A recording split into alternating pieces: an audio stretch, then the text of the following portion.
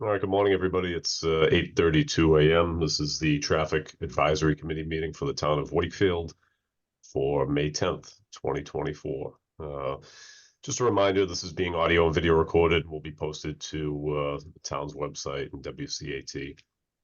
If you could remain muted unless you're speaking, that would help the meeting. Also, closed caption is enabled, so if you could speak as clearly as possible when you are speaking.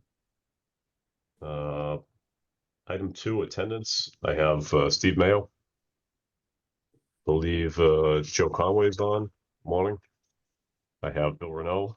I have Dan and Lois Benjamin. I have Matt Keeley. Myself, Joe Anderson, and John Connors present. Item number 3, Dan, would you lead us in the Pledge of Allegiance, please? I pledge allegiance to the flag of the United States of America and to the republic for which it stands, one nation, under indivisible, with liberty and justice for all.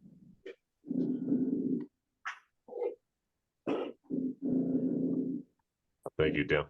So just a reminder to everybody, if you could remain muted unless you're speaking, that would help us. Appreciate it.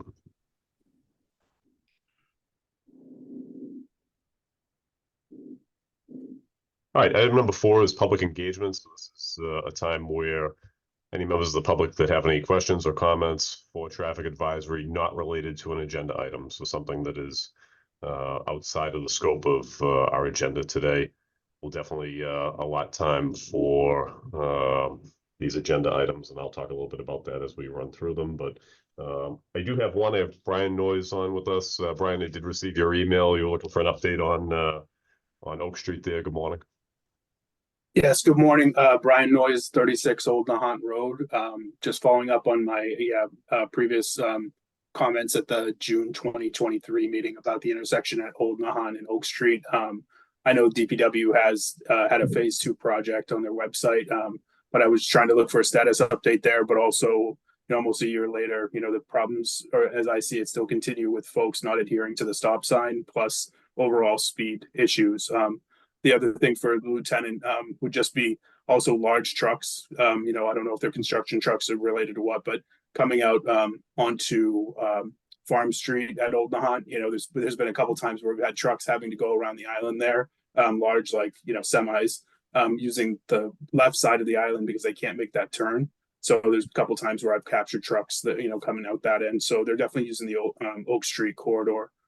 So, just trying to look for an overall, status update and what can be done there. I appreciate that, Brian. As far as the trucks go, it's the first I've heard of like an increase there. So if you do happen to see if there's a certain number from a certain company, if you could report that back to me, I'll definitely have our officers be aware of that as well. And maybe we can get to the bottom of why they're using that street as a cut through, or what the reason is for that. And then Bill, do you have any updates for him on your end? Yeah. So the project's been bid and is being awarded. So as soon as I have a construction schedule from you, Brian, we'll reach out to you and let you know. So that's, okay, yeah.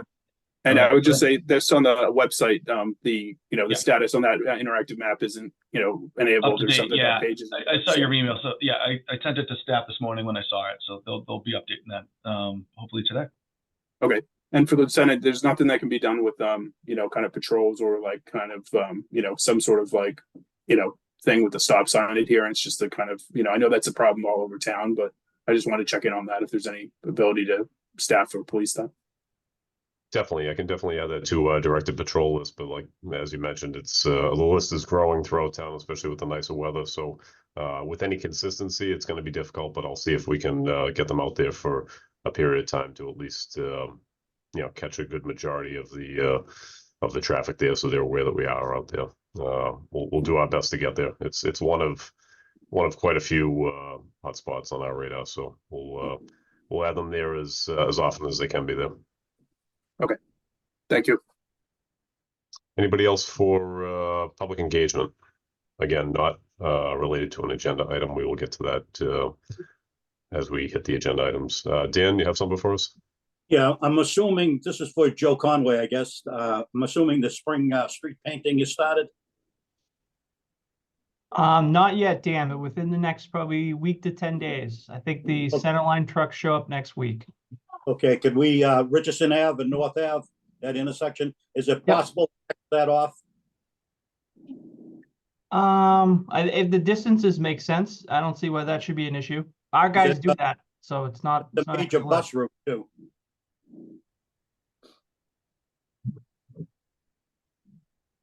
It's just with all the traffic on North Ave, we see it backed up at busy times.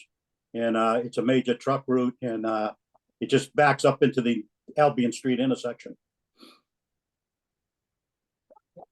I will take a peek and get back to you. Joe Conway, any crosswalks being painted with that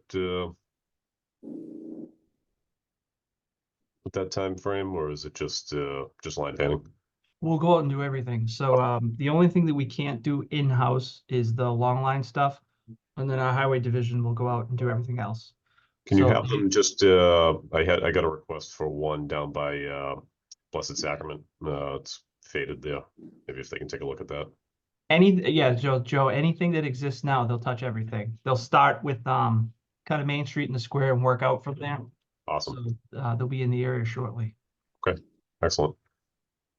Anybody else for public engagement, if you could raise your hand?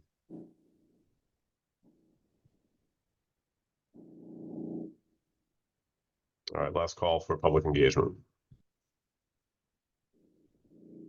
Okay, moving on to item number 5, proposed residential development 119 to 135 Nahant Street. This is a continuation from previous meetings to review comments, updated documents, and site plan for a proposed 100-unit multifamily development there. Attorney Panos, good morning. Good morning. For the record, I'm Jason Panos, practicing law at 246 Andover Street. I believe, I don't see him on, but I believe we're joined by Scott Thornton from Vanessa and Associates. We submitted a lot of data to the town, to the Zoning Board of Appeals. You, Lieutenant Anderson, were copied, and I believe that Scott Thornton also reached out to you with regard to a May 3rd correspondence to you in response to your prior correspondence of April 24th with traffic comments you submitted to us through your peer reviewer VHB. We also gave you a revised site plan and new architectural designs, but that's not really a matter for this board committee to discuss. We presented that at both the ZBA's subcommittee of this past Monday and the ZBA as a whole this past Wednesday.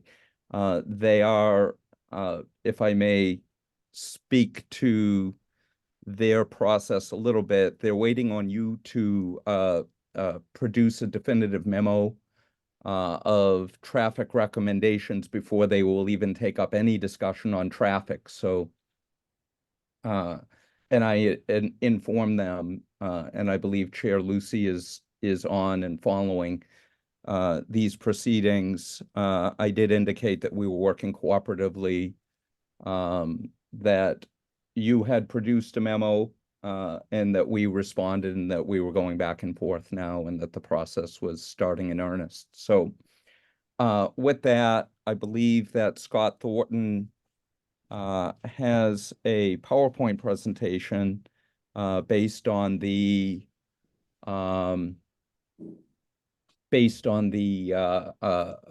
responses from May 3rd.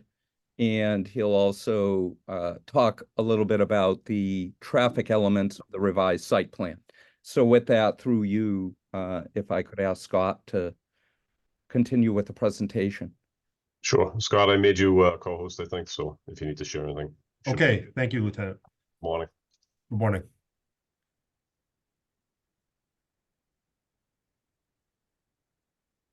Okay. Assume you can all see the presentation. So we have a few slides to run through. As Attorney Panos indicated, we had received comments from the TAC, VHB drafted those comments, and that date on that memorandum was April 22nd. We'd also received a memorandum dated April 24th from Wakefield Public Works. And also there were comments that were provided by the TAC during the April 5th, 2024 meeting. We had provided a response letter addressing all comments that was provided last Friday, May 3rd. And I'm going to walk through the bullet points really, and then if there's any continuing questions or any questions on the material that was submitted last week, be available for any responses. Scott, could I ask you to blow that up one more notch? Oof. We'll Lowest try. vision, so Does that work? yeah, that's better. Okay, Thank you. Thank you. sure. Before you begin, I think it might be helpful to take it bullet by bullet and just leave some time for members of TAC to ask any clarifying questions or make any comments. That way we don't package it all up at the end, and it might run a little smoother if we do it that way. So if you could take the comment memo bullet by bullet, we'll go from there. Okay, so the first bullet point from the VHB comment had to do with the site plan, and there were questions on the grade of the site driveway and available site distance, parking supply, space for delivery vehicles, snow storage, and access and circulation for emergency vehicles. What is on the screen now is the updated site plan that's been provided by Moore and Cameron Group. I don't believe, unfortunately, the site engineer had a prior commitment and wasn't able to attend today to go over some of the issues related to the grading of the driveways. But in general, what this plan shows is the fact that, and I think it was presented, a version of this plan, not fully conceptualized, was presented at the last TAC meeting, and this goes into much greater detail, fleshes out a number of concerns that had been raised, increases the number of parking spaces from the previous submittal. I believe, Jason, correct me if I'm wrong, but I believe we've got some short-term spaces along the western side of the building. 4 spaces there. What was previously contemplated in the traffic study as an exit only has been revised to an entrance only. There's angled parking through this entrance driveway. There's some tandem spaces over on the side here. And then there's access to the one-way continues to the southern area of the site. And in this area, there's an entrance to one level of the parking garage under the building. And at that point, just continuing to walk around the site, there's the driveway configuration changes to 2-way. That continues up along the site to the eastern driveway with Nahant Street. And there's also an entrance to additional parking that's under the front half of the building. These 2 segments of podium parking, so they're not, quote, underground, but they are below the building, below the elevation of the first floor residences. But these are not connected, so they're separated by the exact distance. Forgive me, I don't have that information, but anyway, there is approximately 137 spaces that are proposed for the development. I have, If I I could also have just- a fire truck circulation plan at the back that I'll get to eventually, but I'll pause here, and if there are any comments or questions. Jason, I see you have your hand up. Yeah, let me just jump in and just highlight a couple of points. As Scott mentioned, there's short-term parking for delivery, pickup, drop-off, Uber, Lyft, and so forth. As Scott mentioned, up on the upper left-hand corner, I believe that accommodates for 4 spaces. And you'll also notice that all of the proposed parking on that side, the west side of the building, is angled to accentuate the fact that this is one way. Over on the extreme left-hand side, the west side, are 8 proposed tandem spots. The rest being single spots, single spaces, pertinent to specific units. And then once you hook around to the back side of the building, we have some compact spaces proposed that comprise about 9% of the total. And you'll also notice a distinct change from the past site plan. We moved the trash collection location from the east side of the building, where there was concern of traffic congestion, to the west side of the building, where the trash compactor is just that, trash recycling, totally internal to the building as a compactor. There is currently no outdoor dumpster location proposed. We do not intend to propose an outdoor dumpster location. This is, as I'm told by the architects, fairly standard design for a building of this type. So all trash will be handled internally and then picked up at designated times by our trash service provider, our management company. So with that, in addition to Scott's presentation, we'll pause and maybe answer questions or take comments on that particular portion of the bullet. Okay. Of the memorandum. Any questions or comments from members of TAC? It's 137 parking spaces. Does that include handicap? Yes. Yes. So for the trash, it doesn't need to back up anywhere. It's going to come in the entrance only, pick up the compacted trash and circulate from there. That is my understanding, yes. That is our understanding. Scott, can you inform that? Because he's got proposed parking on the outside, so I assume it's a trash compactor that's designed to be picked up internally. Yeah, I would assume so. You know, in some cases that gets wheeled out to an open air location outside of the garage. But I think it's likely to be, well, it'll be private. It'll be done privately, I'm sure. Mm-hmm.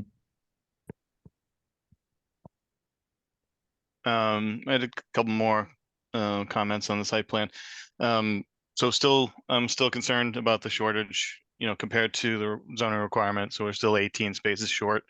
And now those 4 new spaces are going to be designated as short term. So, you know, we're still more in that 20 to 22 spaces short.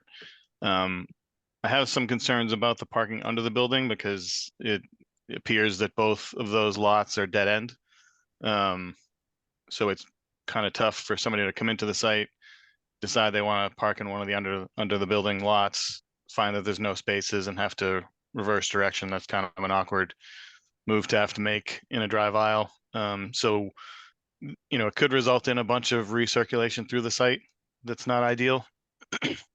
And the tandem spaces, will those be assigned, or will the spaces under the building be assigned to specific units to reduce that recirculation? I believe if I could answer that, the current plan is to assign those tandem spaces, particularly because they will be assigned to 2 and 3 bedroom apartments. They will not be assigned, obviously, to studios and 1 beds. But I believe the plan, and it's being developed as we continue these discussions. The building location, the parking location, that's fairly fixed for presentation purposes, but we will come back with more signage. We'll come back with designation of visitor spots. We'll come back with perhaps a plan, although it's a little premature, that might describe how spaces will be assigned and so forth. But the current plan, and it makes sense, is to assign parking to the residences. Okay, and there would definitely have to be some signage for delivery vehicles to use the Correct. entrance-only driveway. Yep. We'll If- produce a layered plan with that directional signage, and with more marking. Any other comments from TAC? Would you be putting in any electrical charging units? We're looking for a little direction from the board on that, but we contemplate doing so. And What that's is the a current? code requirement now, so you'd have to. Okay, And the size of the amount of them too, so based on the I'm size of sorry. you need a lot of them. I mean, it's not just a couple, so. Sure. We can follow up with the fire department, but Bill, do you know offhand if there's preference for open air of the open air charging of the EV, or open air location for the EV chargers, or in the garage? I know some towns don't, or some towns are concerned about having them under the building.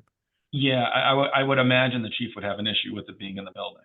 I mean, I'd assume that's the case, but I'd follow up with him directly. And so you also mentioned about that you were going to show at least that the like a fire truck can get through here. I'm just concerned, obviously, in the one-way section as you're coming behind the building, how that little configuration is going to work.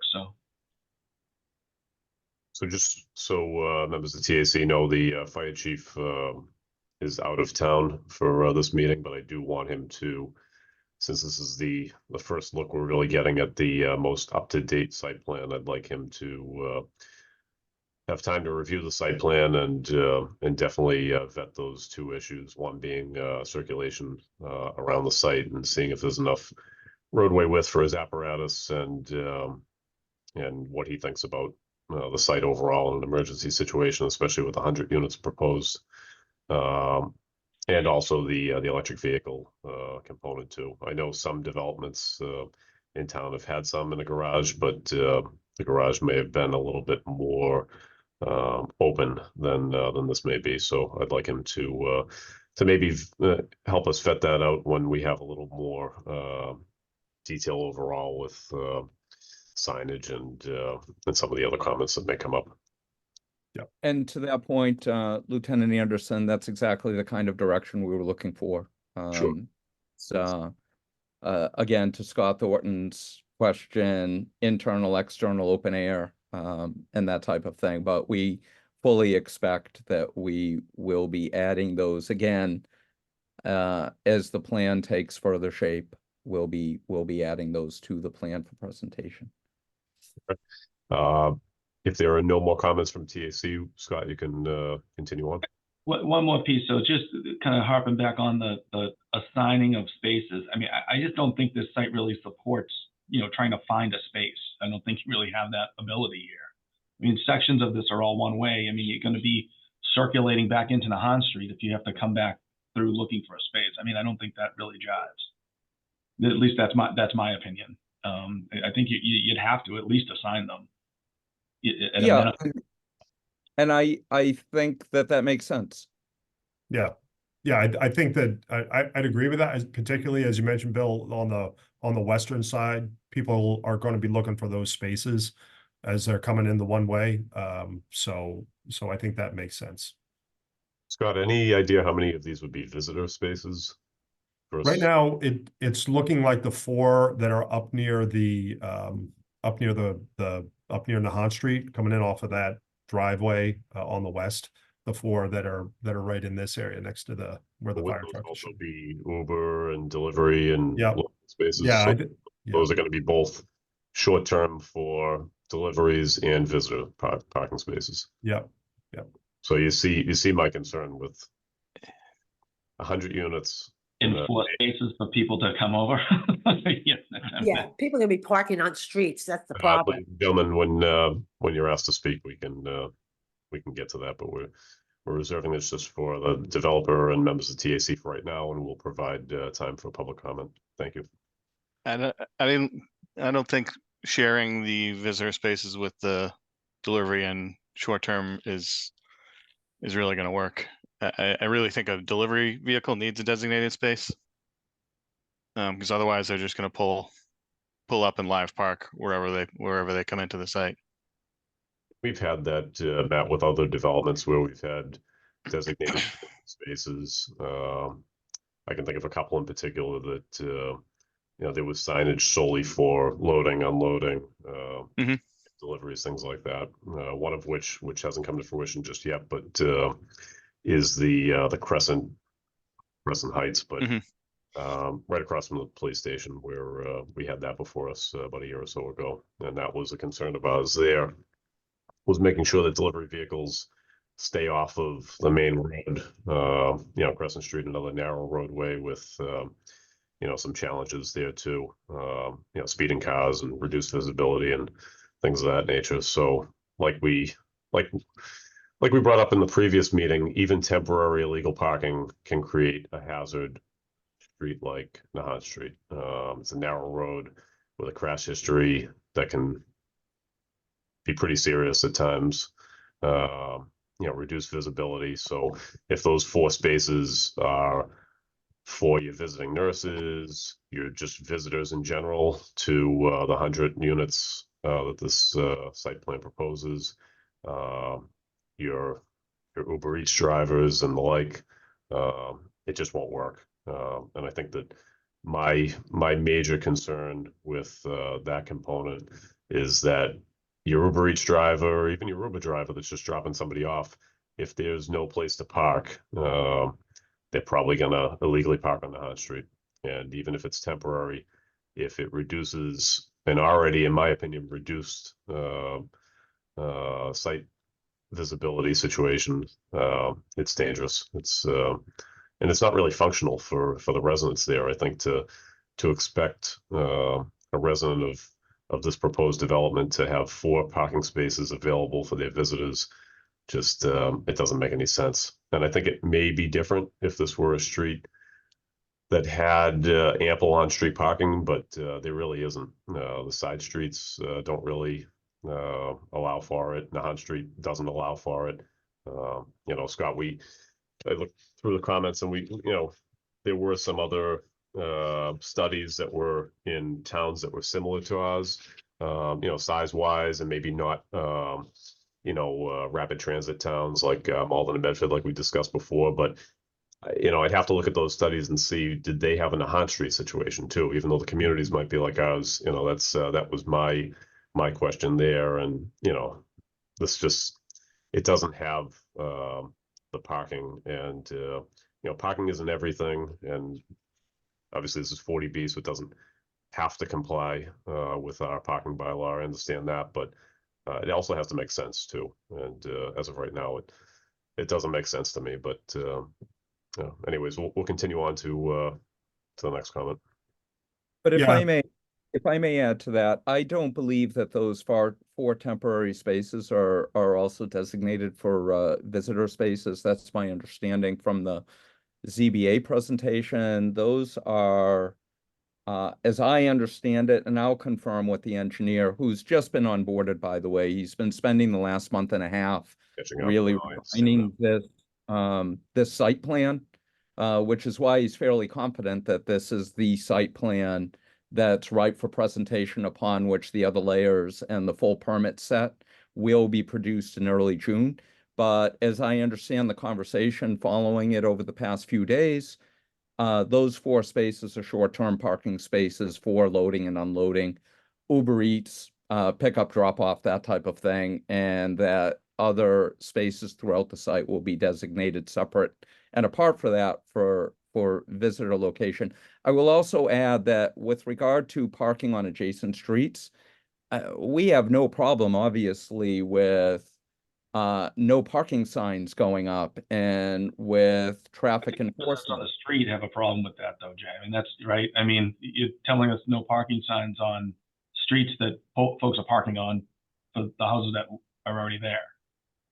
You know, I mean, it's kind of a tough, that's kind of a tough ask of the TAC to no park side streets so that your folks in this development don't spill over in there. I mean, that doesn't pass the straight face test to the community. I would agree Then we're with gonna have to continue the discussion to come up with a way to, I mean, on one hand, and I get the point, I really do, but on the one hand, you're concerned about spillover parking, and on the other hand, you have spillover parking. So, you know, to be continued on how we reconcile that. I don't think we I- have spillover parking right now. I think we have on-street parking in some of those neighborhoods where residents Mhm. that have been there for generations are able to maybe park in front of their own home, but we don't have 100 units with visitors parking, clogging up those streets. So I think I concur with Bill that it's an unfair ask to have the residents of this neighborhood be unduly impacted by the developer's proposed project. I don't think that that's fair. This development would be causing that. It would be causing quite a bit of parking on side streets that may see a few cars here and there, but certainly not to the degree of, 100 units now, and their visitors and everything that comes with it. And the other factor too is you can sign all you want, but from an enforcement standpoint, people don't always follow the law. People don't always follow parking signs. And like I said, just even temporary illegal parking, if it's on Nahant Street, could cause a reduction in sightline visibility, which could increase the risk of a crash. So, I've seen it before. People say, I'm just pulling over here for a second because I have to let my mother out or I have to deliver a package. Well, that 30 seconds, even though it doesn't seem like a big deal, on certain streets, it could be. So I agree with Bill. I think it's an unfair ask of the neighborhood, and I think that it unduly burdens them with a lot of potential spillover traffic. But again, we can vet this out as we move on through the process, and we get a little more detail as to how spots would be assigned, and if those 4 spaces would in fact be for delivery only, we can continue on with that discussion. But just so you have our Sure. front, that's what we're concerned with right now. Can I just make one more comment? This is probably more for Scott. Scott, with the two-way to the, what would that be? Would that be to the east? So the east entrance that allows the two-way, as you're coming into the back, right where you are right there. Yep.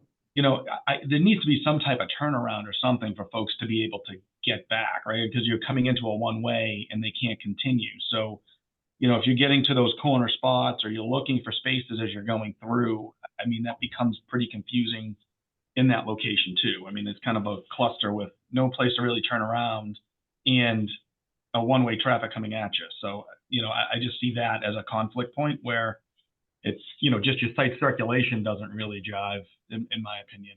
Yeah, I mean, it's a good point. That's something we can look at. I would think the traffic can use this the garage entrance to turn around. One thing, but we will see if there's something we can do to address the visibility around this corner.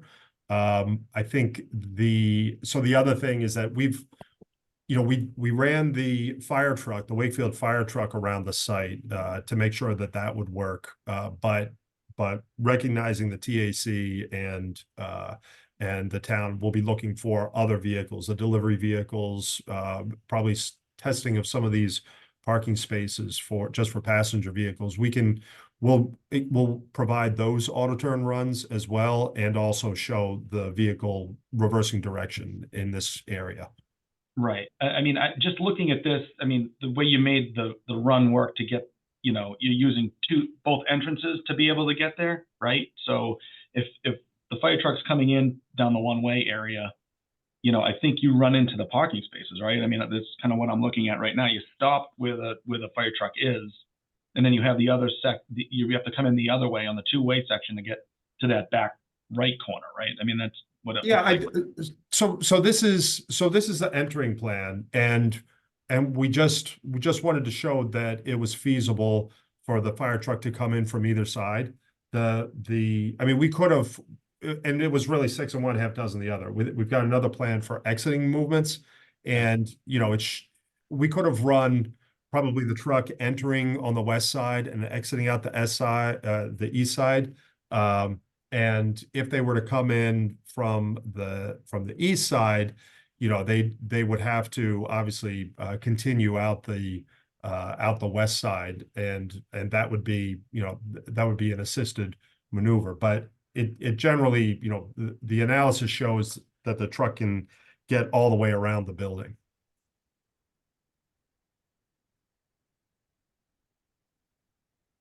But yeah, we'll provide we'll provide the other vehicles circulating through the site as part of the site plan submittal, which I think is to be finalized in the next few weeks and should be submitted in early June. Okay. Scott, I think you can move on to your next bullet point. Okay, I'm going to be jumping around a little bit. Sure. And I know we flushed out a few other things, so I apologize with that, but obviously they started to come up as we reviewed the site plan. So that's why we're here. hopefully it limits the amount of comments on some of your other bullet points. So yeah. I think it makes sense going forward from a organizational standpoint that our PowerPoints in the future definitely track bullet by bullet, now that we know this is the way you want to run the meetings. Yeah. Yep. Thank you for that. So site distance. So there were questions related to the site distance, and what we've got here are a couple exhibits for stopping site distance and for intersection site distance. So we're looking at the site distance for vehicles that are approaching the site driveway, the east driveway, approaching on Nahant Street, both from the east and the west. And based on the speeds that were observed, I think it was 26 miles per hour westbound and 29 miles per hour eastbound, the 85th percentile speed that was observed. That would, for the stopping site distance, we would need, or what the recommended distance would be about 165 feet from the east, where we've got 380 feet that's available. And from the west, what would be required, because of the higher speed, would be 190 feet. And we've got 415 feet for the stopping site distance. In terms of and let me just get through the next slide. In terms of the intersection site distance, where the site triangles come in, and again, this is a desirable recommendation from AASHTO. The stopping site distance is really the critical measurement, but in this case, we're looking at a vehicle 14.5 feet back from the edge of the travelway, and from it should be actually ISD to the east. The ISD dimension that's desirable is 290 feet, but AASHTO indicates that if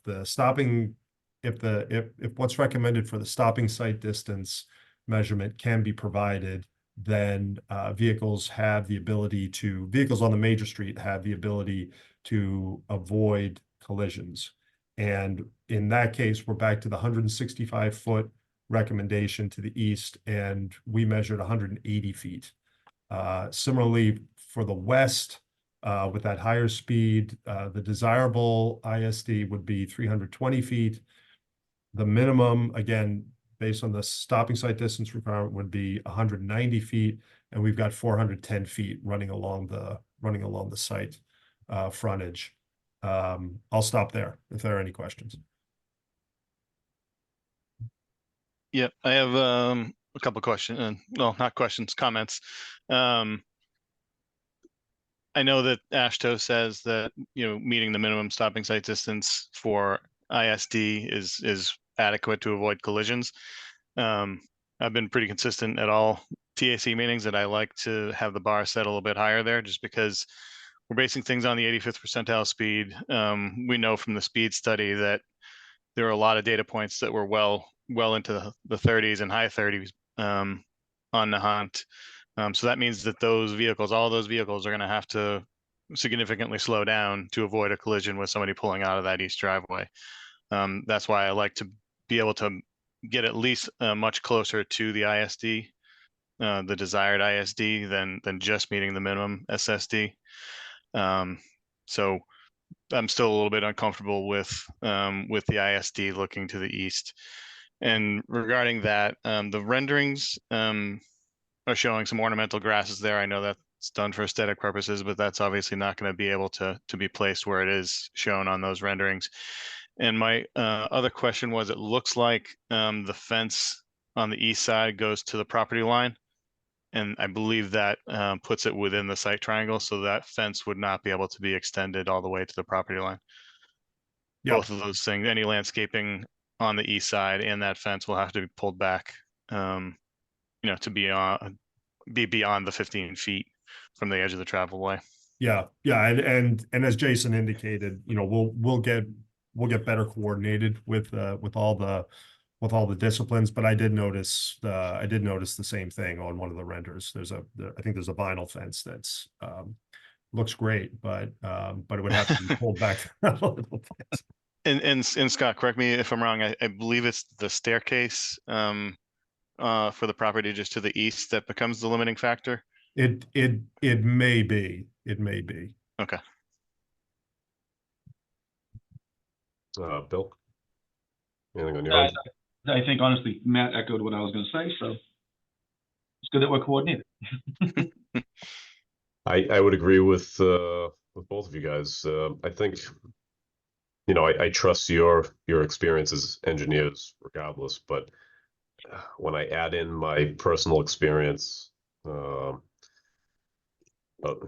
it comes to traffic enforcement, speed enforcement, and responding to crashes specifically on this street, I'm even less comfortable with that type of distance, because I know that 85th percentile speed, it's statistically, I'm sure it's accurate to a degree, but there are many times throughout the day and the night that we see high speeds on the Nahant Street, and the crashes we see are serious. So if this was a different street, maybe I'd be slightly less concerned, although I would still, err on trying to have that desirable sight distance be, as good as we could get it.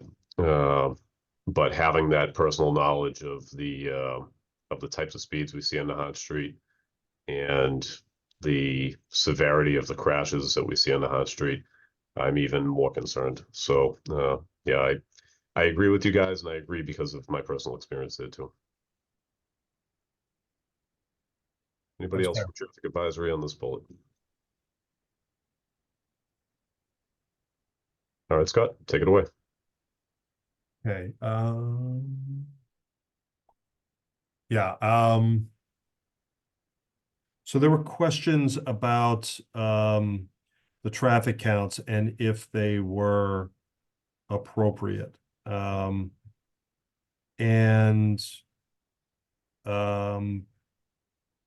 Yeah, and so with this issue,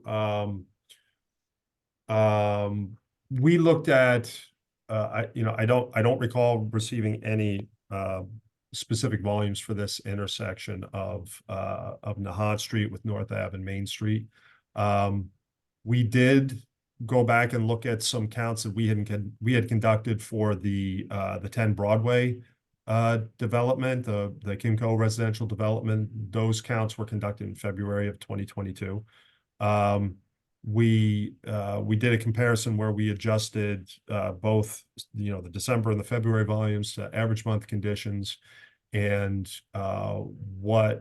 compared them. And what it indicated was that the December 23 volumes were 3% lower in the AM peak hour, but 8% higher in the PM peak hour than the February 2022 volumes. Based on that, we think that, since volumes can fluctuate 5% on any given day, we think that the volumes used in the study are appropriate and don't show any specific issues with regard to being considerably lower than data that we had. So that's our response on that issue. Yeah, I'm good with that, Scott. Thanks for doing the comparison. Yep. Any other comments on that bullet? Okay. Okay. Right. So we had looked at cut through traffic in the study, and then there was some additional comments in the VHP memo related to the same issue. And I think the general consensus, or the conclusion of the comment was that although any traffic that's potentially cutting through might be a low volume, there's a potential for this to increase during or as a result of the project. And so what we looked at was, based on the distribution, how much of the traffic would be expected to travel to and from the north on Main Street.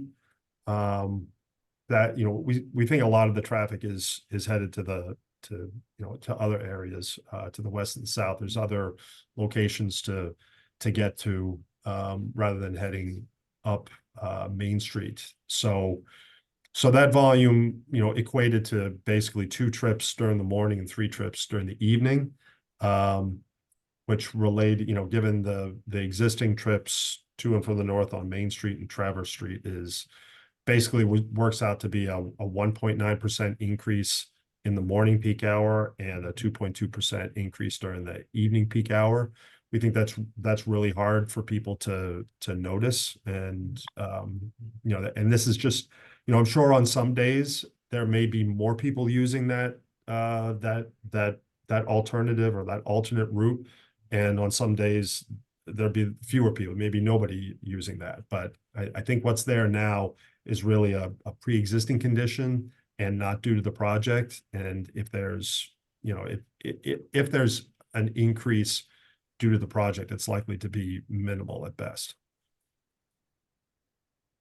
So I did receive some public meeting submissions from some residents. I'm sure we'll speak after your presentation, Scott, but one was from a Kylam K. Smith, 40 Nahant Street.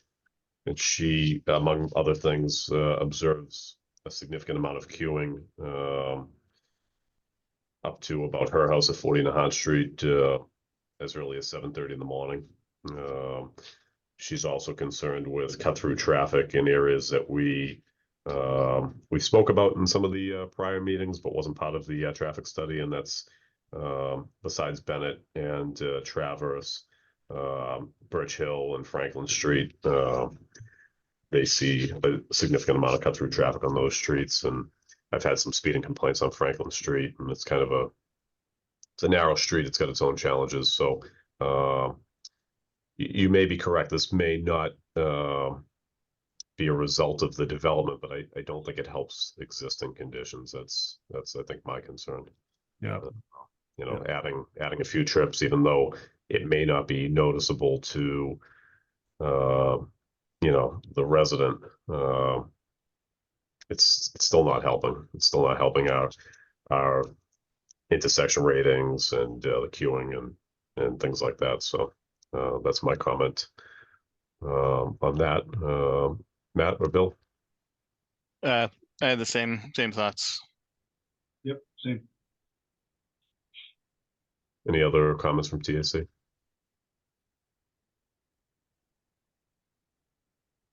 All right, Scott. Okay, right. So, next comment had to do with marking, with the parking supply and,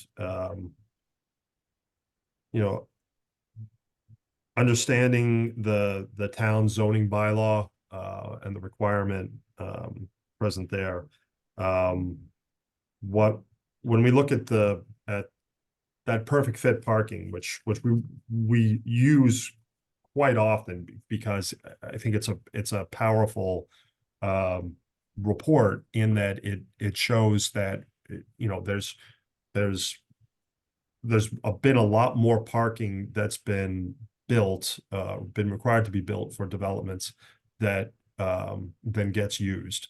And what we had tried to do initially was in the traffic study was to look at developments that were in a similar condition as Wakefield, with access to a commuter rail or commuter rail station to bus transit, but not looking at locations, you know, not and zeroing on those types of locations or towns, and not looking at the whole area or the entire database for the report. So based on comments from the TAC, we looked at towns that were similar but didn't have any access to commuter rail. And that's we looked at Danvers and Peabody for this analysis. So the perfect fit report indicated that for developments in Danvers and Peabody, with limited, really minimal transit commuter options, that parking demand was coming up at under 1 space per unit, 0.97 spaces per unit. Right now we're at 1.37 spaces per unit, and these, you know, these total demands are reflective of counts conducted at these facilities during peak residential utilization periods, conducted at night, when you know, people have visitors there, and when people are at home. And you know, so based on that, we think that rate includes, or that rate does include, all users and all demands for those parking spaces at those complexes. Based on that, the rate of 1.37 spaces per unit is significantly higher than what we're anticipating for the demand to be for this site. If it's 0.97, if it's lower, if it's, you know, 1.1, I think that the 1.37 really provides, I think it provides a measure of kind of a buffer for other spaces or for spaces to be used for other purposes. And, you know, understand the town's concern about no parking signs on the adjacent streets. That's something that, as Jason indicated, we'll continue to work with the town over. But, you know, in our review of this data, it seems like sufficient parking will be provided for the project with the 1.37 ratio. So And I Scott, can also, I'm Oh. sorry, if I could just jump in very briefly. I can also, because I've looked at perfect fit very carefully, particularly with regard to Peabody and Danvers. I live in Peabody. a lot of the apartment developments, the high density multifamily developments studied are on highways. So to Lieutenant Anderson's point, is it like Nahant Street? Well, you can't park on Route 114 or Route 1. You know, these are all internal parking provided for the residences, and that's what they studied. And as Scott indicated, the study goes through great detail as to time of day and parking absorption and that type of thing. And if you're unfamiliar with Perfect Fit, gosh, it is worth a read. Particularly because I believe the town of Wakefield is in the Metropolitan Area District Commission, and you guys help pay for it. But it is a powerful study that we look at carefully. Yeah, I think you're making a good point, because my question was just going to be, if you have the locations of these in the study, let's make a presentation here at the next meeting outlining how it is the same situation. I mean, I agree with you. You can't park on 114. You can't park on Route 1. Is there a neighborhood or an area where people are spilling over into that's adjacent to it, or is there not? I mean, those can easily be found through the report and presented here to us to make sure it's consistent with our use here. We Rather can than definitely do that. why that says it does, you know? Yep. No, that's a good idea. We can definitely do that. And I think, you know, as Jason indicated, I mean, I know in general, the study looks at a lot of, has a lot of developments that are adjacent to 93. There's one in particular, I think that's near, it might be in Melrose or Stoneham, that you can't park. You can't park if you're either parking in the parking lot for this site, or you know, there's no other place to park, and that had a low demand ratio. I think it may not have been under 1, but it was a low ratio. But we can provide that data for the next time. I think that'd be good to present it, maybe showing kind of where these are also, you know, so we can see the context of where these things were plopped down in. That would be pretty helpful. And also distance to the commuter rail that we're talking about here. I mean, if that's walkable to the commuter rail and that's adjacent to a station, I mean, obviously that's a different configuration, Right, than what we have here. So. And Scott, I'm just going to jump in. Scott, if you could provide Bill and Lieutenant Anderson with the actual reports. They are available online through the Metropolitan Area District Commission, but we're happy to provide them. We have them. Yep. And yep. Yeah, we've got, you know, because we've been looking at and reviewing this report, we've contacted MAPC. I mean, all that data is available. You just have to ask for it. But we've got the raw data online. I'm sorry to step on you, Scott. It's readily available. You don't even have to ask for it. The reports are available online. Yeah, but we have them and we'll provide them. Yep. So that you don't have to look around for hyperlinks and that type of thing. And the reporting has taken place over several years. There are, I believe, Scott, correct me if I'm wrong, up to 4. They're in phase 4 or 5 now. Yeah, 4 phases. And there's even a specific Beverly, Peabody, Danvers, Salem study that was commissioned for that Southern Essex area, and there are some of the phases contemplate community specific studies, that type of thing. So it's pretty comprehensive in the area they study. I believe they start off broad and then they narrow down to multiple community, you know, to smaller sections of multiple communities or specific communities themselves. But Scott will provide you with all 4 or 5 studies. Happy to do that. Yep. And roll it up at the next meeting to discuss publicly here too, right? Yep. Sure. Yep. No, we'll get it to you in advance of the next meeting, but then we'll present it at the next meeting as well. No, I think that'll be helpful. And Scott, I definitely I appreciate the comparison to like communities. And I have no doubt that this study is pretty accurate in most cases. Just the role of our committee is to provide perspective and see if what's, in black and white actually applies to this specific neighborhood, site, location. I think that's, maybe in other areas of town, I wouldn't be as concerned. This particular site, this neighborhood, this street, I do have concerns about the parking. Even though I don't doubt this study, I don't doubt your comparison in black and white. It looks good. It looks like you're providing more than the study would recommend. But our job for decades as a committee has been to provide perspective and to take what's in black and white and say, does this actually make sense for this neighborhood in town, and to get resident perspective and expert opinions. And so we'll talk more about that, I guess, at the next meeting. But still concerned, but we can talk more about it as we flush out some of the other concerns about visitor parking and things like that. Yep, understood. All right, Scott, I think we're good to continue on.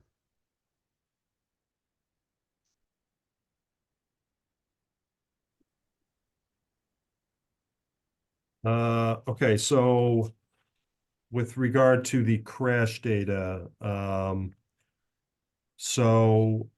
Anderson, we had an offline discussion about what data was available under your system and what data was available that we had used in the initial traffic study, which was the closed state data between, I think, 2016 and 2020.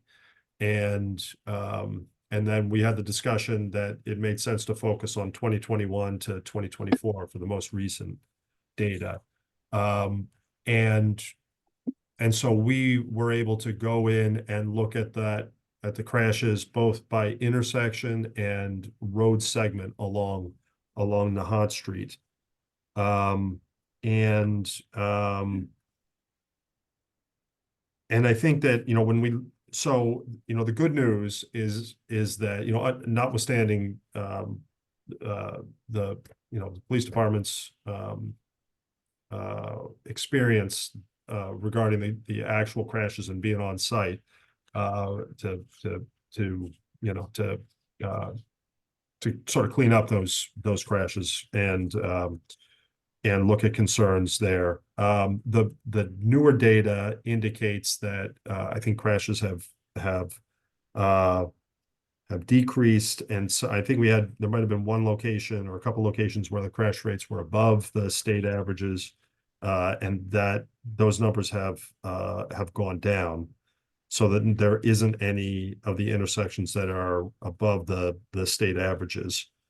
In terms of the road segments, and this is kind of I'm going to pepper what the data showed that we provided in the memo or letter from last Friday, along with the discussions that we've had since then, because we've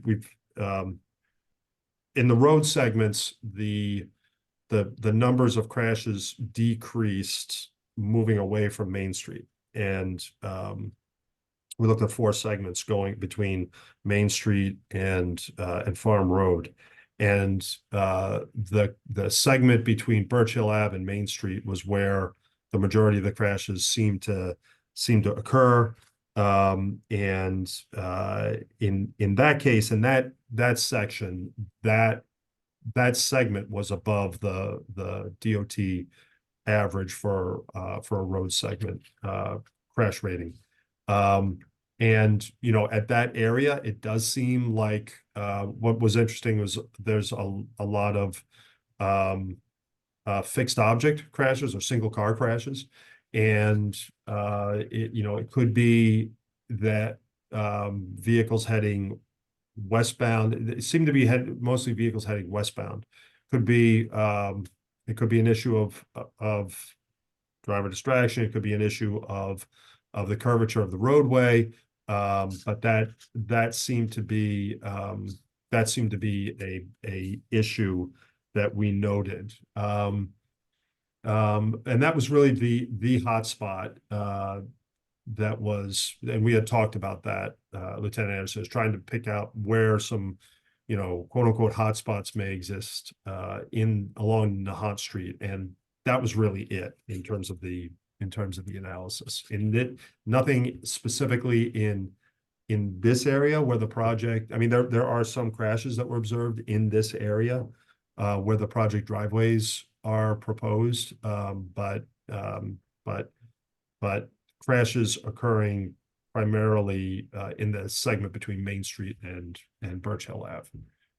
And I appreciate your work on this, Scott. So just for some insight, what Scott basically did was break down Nahant Street into like quarter-mile sections, and Yeah. then studied the crash data that was available in those sections. So a lot of work on that, and I appreciate that, Scott. It was definitely helpful. Unfortunately, we still see some pretty serious crashes, even though they may not be above the Mass DOT significance rate, but and some of those crashes, in fairness, are drunk drivers. It's it's not a straightaway. It's there might be some lighting challenges, and it's a cut through from the Saugus end of town into the rest of town. And anytime you add some anything other than a straightaway, drunk drivers tend to find a tree or a pole, or find their way off the road. So some of those crashes are not really unique to Nahant Street in general. It's just the fact that it's a curvy road, and some of our crashes, in fairness, are drunk driving crashes that would happen on any road that had anything other than a straightaway and had the types of volumes that we see to connect to other parts of town. But still some serious crashes I'm concerned about, and because of the road geometry, it's it can be challenging, no doubt. But I appreciate the work that you did on that. Sure. Anybody from TAC on the crash history? Pretty straightforward. Yep. All right, Scott, you can continue on. Okay, I think the next bullet point had to do with site distance, and I think we Talked had about that. already addressed that. Yep.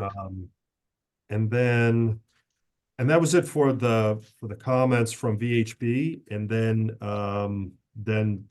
there was a comment from the Wakefield DPW related to the updated site plan and how the updated site plan differed from, or had a configuration that was different from what was analyzed in the traffic study, where the traffic study had exiting movements possible from both the west and the east driveway. Now the update shows exiting movements can only be made from the east driveway. I don't know that I have a slide on that, but I think the only really the only You want issue. the site plan, Scott? Yeah, let me go back to the site plan. That help you right at the beginning? Yeah. Pardon me for interrupting. There you go. Blow it up if you can. Yep. So before, this driveway was an exit, and this was two-way. We, recognizing the concern about the site distance, we flipped this so that this is an entrance now. Obviously, this driveway remains two-way. But in terms of the analysis results, it's really similar to what we had presented previously with the exiting movements there. At the east driveway. Yeah, at the east driveway, what we were anticipating was level service C in the morning, level service C in the evening, and with about 22 seconds of delay for exiting movements. And now with all the exiting movements put at this east driveway, we're looking at about a level service D in the morning and a level service C in the evening. So the delay increased by about 5 to 6 seconds. Still in the 20s for movements exiting the driveway, but just a slight increase from what was presented previously.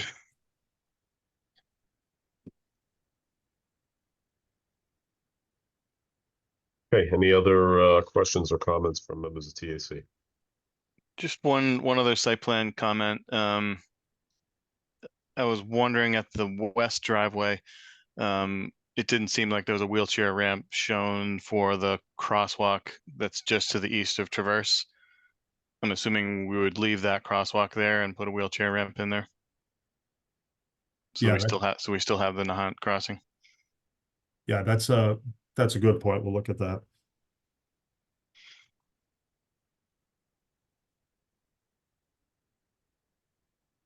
Okay, anything else before I turn it over to public comment? Before we stop public comment, I do have a form submission from Audra Botts, 39 Nahant Street. I don't believe she intended to be on the meeting, but she echoed Franklin Street, cut through traffic delays on Nahant Street, serious increase in speeding. It's a very narrow street, children playing on it. People are trying to avoid waiting at the light in Nahant and Maine, so obviously they're cutting around through the side streets. Sometimes she sees traffic go up the wrong way, heading west on Franklin from Nahant, causing either crashes or near misses there. And she requests more assessment of the surrounding streets, not just Nahant Street. Okay, if you could raise your hand and I will call on you individually. I'll give you about 3 minutes to speak. If you could just identify yourself by name and address.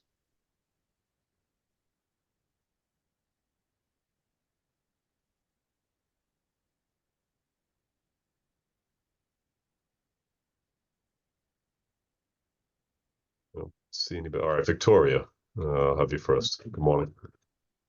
Morning, Victoria Turner, 16 Wilson Road. So I have a couple of concerns. My first question is, the traffic studies said they were done in December and February. What weeks were those traffic studies done? Because I can't help but notice that those are school vacation months and Nahant goes straight to the high school. So I'd like to make sure that those were done when school is in session. Yeah, that's a very very good point. We did vet out the December one was before school vacation week, although we were still a bit concerned that it was close to school vacation week. And then Scott made the comparison to another data set from a different study, and then ran some comparisons that way. I'm not sure about the February one, so he can probably jump in on that one. Yeah, as the February, both counts were conducted outside of any school vacation weeks, so no issues there. Okay. And then I really appreciate the committee mentioning the burden put on the side streets, because I'm on Wilson, which is the end of Coolidge, and we are a private road, which means our road doesn't get paved, our sidewalks are not maintained. And I have a lot of concerns with adding people onto our road, parking, and adding just general more wear and tear. So that's a concern for us. Sorry, I got 2 under 2 with me, so. And then the perfect space study with the parking spaces, it said units, but I didn't see it specifying the number of bedrooms in those units. So I, for one, would be interested in seeing that comparison. Because we all know a 1-bedroom versus a 3-bedroom is a very different unit. And that's why we have that parking bylaw in town that differentiates based on bedroom size. So we'll add that to the meeting material, Scott, when we get that before the next meeting. That would be helpful for members of the public to see also. Yeah. Thank you, Victoria. And then Scott, last thing sure. Sorry. Is just that crosswalk that's going to be right next to this new development. We cross all the time. Cars do not stop. They go around very fast. My kids in the stroller have been almost hit quite a bit. And I have a lot of concerns with adding an entrance to a 100-unit building right next to that parking lot, right next to that crosswalk. I would like the town to look into adding maybe a light there, like not a stoplight, but a pedestrian light or something, because that's a huge concern for me and my kids. So, Understood. Okay, thank you very much. thank you. Next, we have Stoneham iPad. If you could unmute and identify yourself by name and address. Good morning. Hi, good morning. Karen McMaster, 25 Nahant Street. Morning, Karen. I've been participating also with all the zoning board meetings and all of this. It just seems like we're short spaces, like 18 spaces short as it is. They're trying to cram things in there, the tandem spots. I mean, let's just all say it. You're trying to fit too much in a space that's just isn't going to work. So 100 units in an area that has 106 dwellings on the entire street. And now you want to add to the flow of this. And, you know, we haven't even talked about how many pedestrians that walk there. And now you're going to have 2 exits coming in and out. These people are going to have to enter the traffic. They're going to have to pull out because nobody's going to stop and let them go. So that means they're going to block the sidewalk. I mean, we can't control that, but these are just huge concerns that I see. I appreciate the study that they do, but the best study you have is the people that live on this street and deal with it daily, every day. If I don't leave my house at 25 Nahant Street by a certain time, the traffic's all the way around past Birch Hill. You're saying, you know, it's 100 units, that's fine, but you're talking 137 more cars. They might not cause the flow of traffic, but it's going to cause more people to have to use these side streets because it's just adding more people and adding more people, or people trying to come out, which is going to bunch up traffic. And what Lieutenant Anderson has said, like when people are in traffic, the road rage is incredible. I've seen people throwing water bottles at each other on my street, sitting in traffic, turning around in my driveway, almost taking me out. It's just, the project's just too big. Let's just be honest. It's just too big. Instead of trying to cram all these spaces and doing anything, you got to reduce the size of it. That's really all I have to say. Thank you. Thank you, Karen. Maureen, you're next. Good morning. I'm sorry I had to cut you off earlier. Just trying to keep this efficient as we have a lot on the agenda, but I'll have you next. No, that's no problem. I definitely agree with everything that Karen said. I live at 100 Nahant Street, the old Franklin School. Not sure I can add too much, but one question I do have, let's say it's a moving company, which I know isn't going to happen all the time, but a moving company truck or a truck delivering a refrigerator, you know, whatever. I know it doesn't happen every day, but where is that truck going to be offloading their, you know, the furniture or whatever it is, a refrigerator? I'm just curious because I can see a truck, you know, like a semi or not quite a semi, you know, pulling in and going on the sidewalk of Nahant Street to offload stuff. I'm just curious, where are those trucks going to go when they want to offload equipment? Not equipment, but. No, it's a very valid point. Box trucks and things like that. Yeah, that would be a challenge, Scott. So maybe another something you can jot down for when we kind of get a little bit deeper into the site plan. That would be good to have for next meeting. And then good luck to any resident of 100. I'm sorry, that I don't think use my own building to that proposed development if it does happen and residents move in. Trying to get out of the development to get onto Nahant Street, especially during what I'm going to call morning rush hour or evening rush hour. I live at 100 Nahant, and I could barely get it takes a few minutes to even try to do it. Right isn't too bad, but if I try to take a left-hand turn from the driveway at the school onto Nahant Street, I could be waiting because people do not want to let me or anybody else in that's trying to get out of a driveway. Karen mentioned it. I'm sure most residents on Nahant mention it, mainly because it's a curvy road. You have to be very careful. Not so much where I am. It's pretty much straight. That's an issue. And the vehicle queuing in the morning, because my windows face right onto Nahant Street. And probably around 7:30, 8 o'clock in the morning, the traffic queues from Traverse all the way to Main. With this 100-unit development, it's going to go a lot further back onto Nahant Street. I mean, the queuing's going to, in my opinion, again, I'm not a traffic engineer by any stretch, is going to be, I can't even think of it. It's just crazy. there are a lot of issues, and I think a lot of them have been brought up by the lieutenant, the traffic engineer, and a number of other people. But and personally, I think the complex is way too big for this street, way too big. And I'll end it at that. Thank you.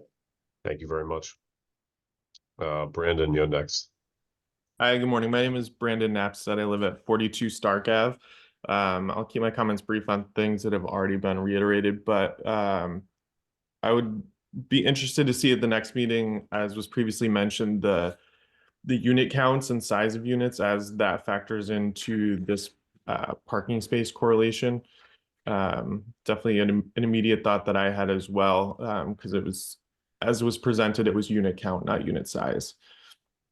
As a one-way or no, a dead-end street off of Nahant, I am also very interested in the kind of neighborhood parking impact that a project like this would have. Being a dead-end road, we currently have a lot of parking issues that limit access to parts of Stark Avenue. And that has been a recurrent safety issue for our street. So I would be very happy to see a presentation on neighborhood impact of parking offsite. Other things, in the traffic report, I saw a lot about traffic impact of this specific development. I skimmed the document. I didn't see comments on what the impact would be from the additional developments along Nahant and on Stark Avenue and what that would do in terms of the percent increase in traffic on a daily basis. So kind of zooming out and taking all of these projects in as a whole, you're talking about, I think, like a total of like 160 or some odd proposed units in that immediate area. So significantly more than just this one proposal. And then lastly, I think it'll be helpful to see some information about the pedestrian and bicycle traffic along Nahant, especially with the schools at both ends of Nahant Street. There's quite a bit of pedestrian traffic, and I feel like we've focused a lot on vehicle traffic, but there's a significant amount of pedestrian traffic on this road as well.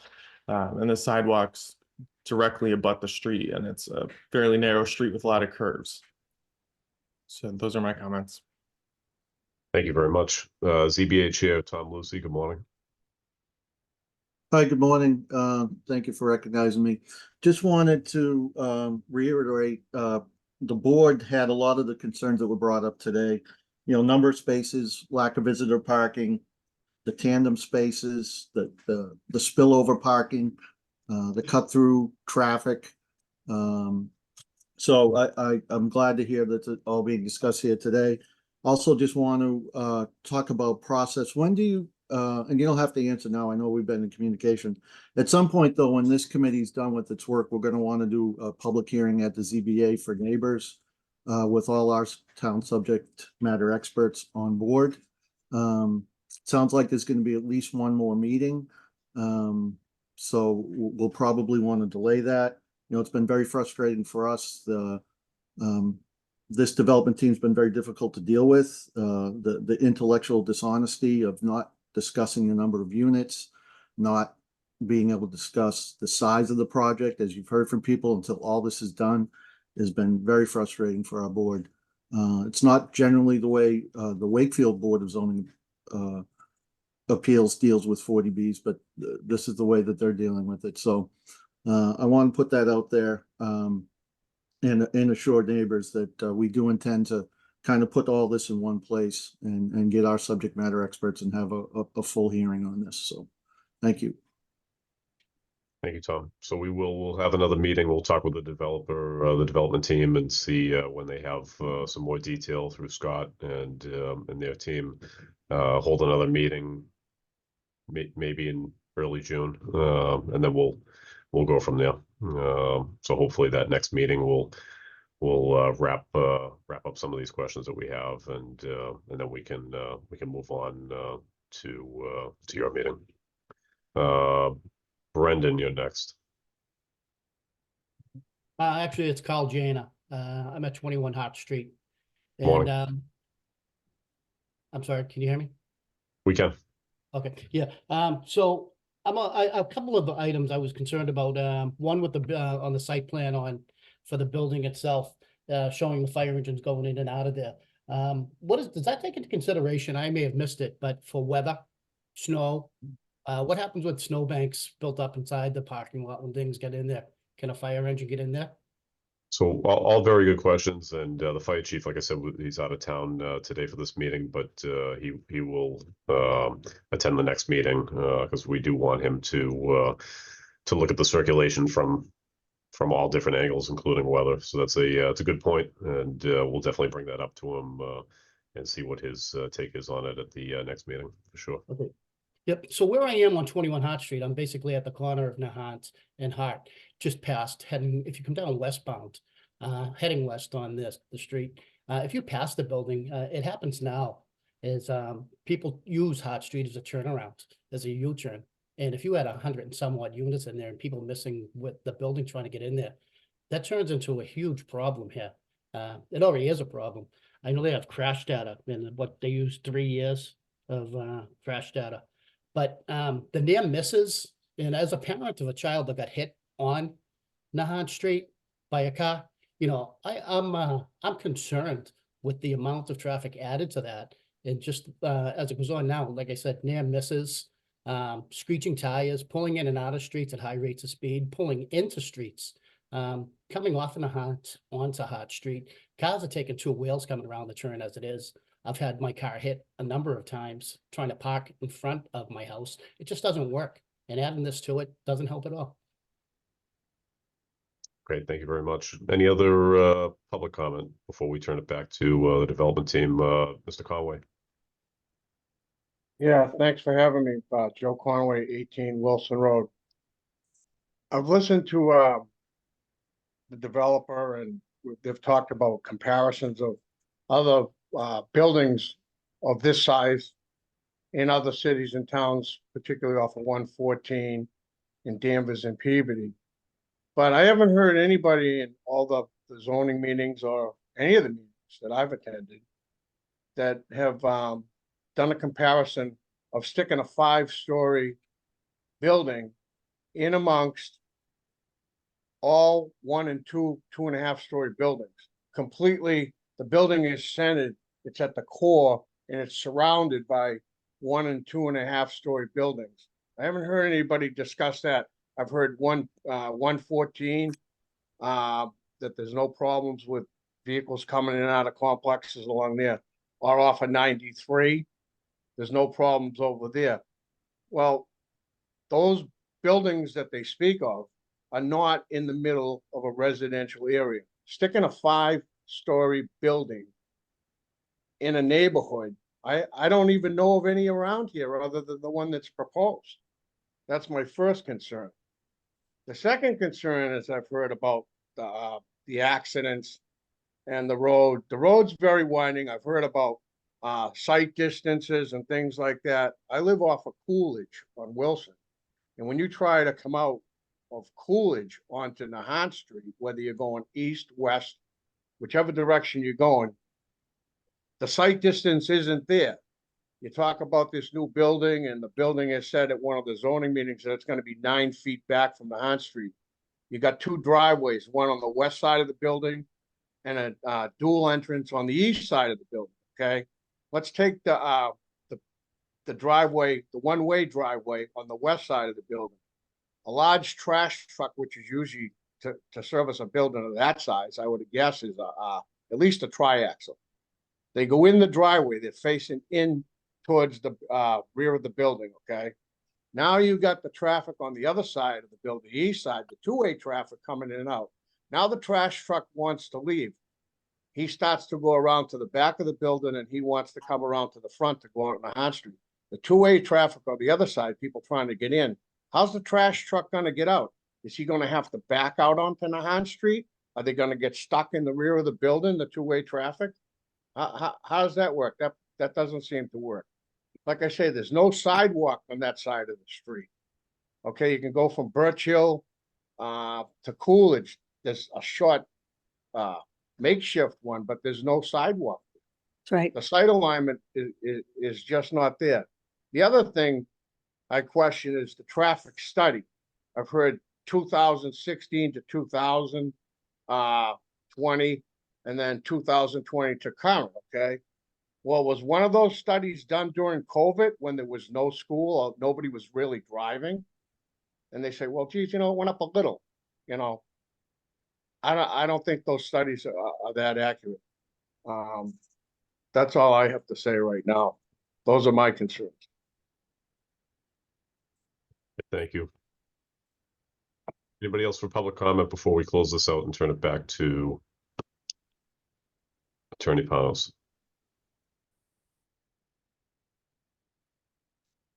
Paula Gardella. Monica. Paul, I think you're still muted if you're speaking. Hi, I'm at Ken Wilson, just here to support everybody else who has spoke and here to support the board. Nahant is a unique street. We have to keep that in our forefront minds. It is winding, it is dangerous, it is skinny. There are no full-length sidewalks the entire road. You do not see one continuous sidewalk during the whole time you walk Nahant Street. We have to take into account the pedestrian activity from the school systems. It's huge. You're talking about putting more people at the Voc, more people at the high school. This is all going to impact us. 106 units at Broadway. These things have to be considered in our decision on this building. And again, the building is too large. Please listen to us. Cut down the density of the building. It's too large for the area. It will produce many, many problems beyond this immediate area. It will affect the entire town. That's all I have to say. Okay, thank you. All right, Attorney Panos, I'll turn it over to you. I see no other hands raised. If you have any closing comments. Thank you. One substantive, and we are obviously noting the substantive comments made to be addressed at the next TAC meeting. There was a comment made by Ms. Turner with regard to Wilson on a private road. We're happy to help in that regard. If it is a private road, no one other than the residences have a right to park there. We're happy to help with no parking signs, resident only, private road notations, that type of thing. We certainly wouldn't want our residents parking there, and I'm sure the residents of Wilson Road don't want people who don't live on Wilson Road parking there. So we're happy to cooperate in that regard. And the rest I'll leave to future presentation. There's a lot that came out of this meeting today to be addressed, and we're happy to continue our work with the TAC to address those issues. Do you have an idea of when you might be scheduling another meeting? I have nothing pressing, so what I'll do is I'll wait to hear from you and Scott when you guys are prepared to present. If you could give me a couple weeks notice, that would likely be one of the first Fridays in June. But if you need a little more time, I'll leave it to you, but likely probably I'd say the second week in June, on a Friday, same time, would be what I would aim for. But that's flexible if you need a little bit more time. I have nothing else that's pressing as of right now, but that agenda could change this afternoon. Why don't I'm sorry, I didn't mean to step on you. Why don't we pencil that in as a target date? I know that there's an additional final submission that Scott Cameron is working on in getting to the ZBA. I'm not sure, Scott Thornton, please jump in, but I'm not sure that his additional engineering work is necessarily going to impact the work before the TAC. It's more vertical in nature, test pits for stormwater management, that type of thing. So, Scott, is there anything through Lieutenant Anderson, of course, is there anything that Scott Cameron is going to be producing other than the additional turn radii plans and traffic circulation and signage.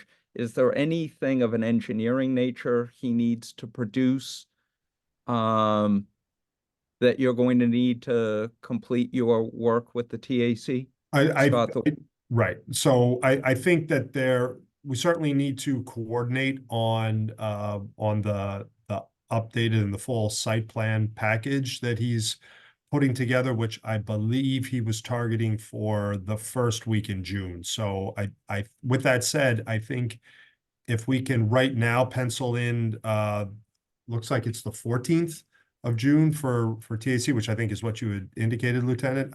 I think we can probably be ready in order to get materials to the Lieutenant and TAC a couple weeks before that meeting.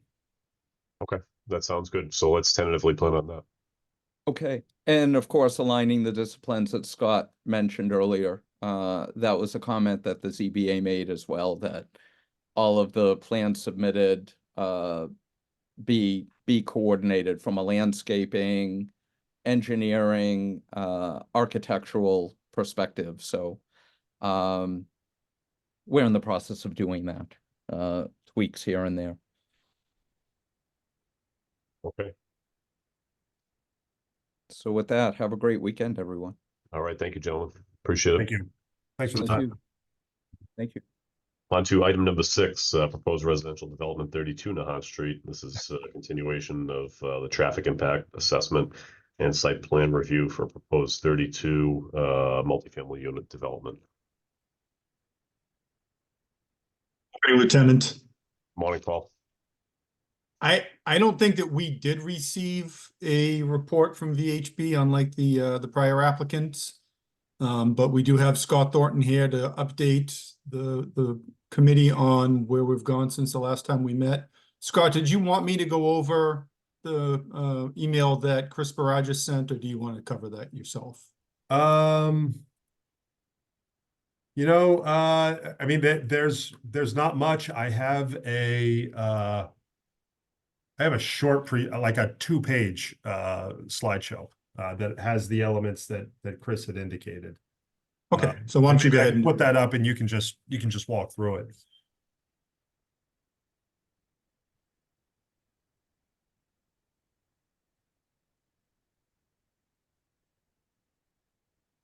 Okay.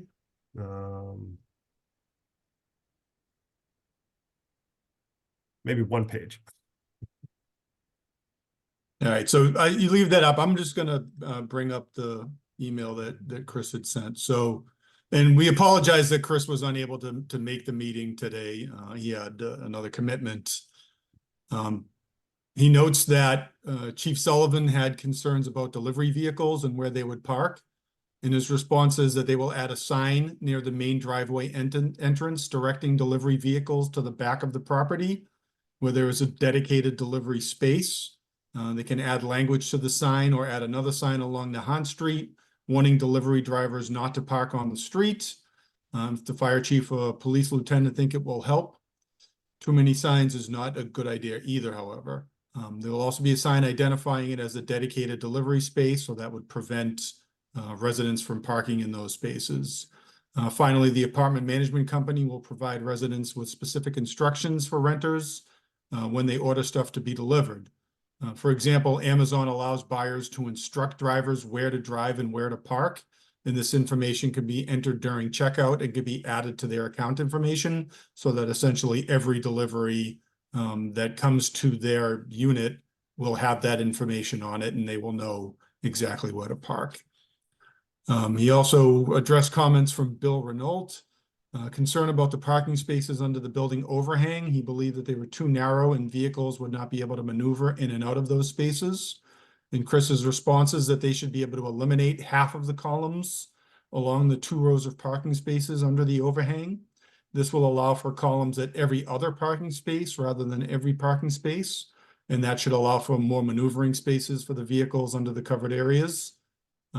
This will need to be reviewed and confirmed by the architectural team. There was a concern regarding the site triangle at the driveway intersection with Nahant Street. And Chris's response was that Scott Thornton has already performed a site distance analysis and has presented this information to the TAC and the Board of Appeals.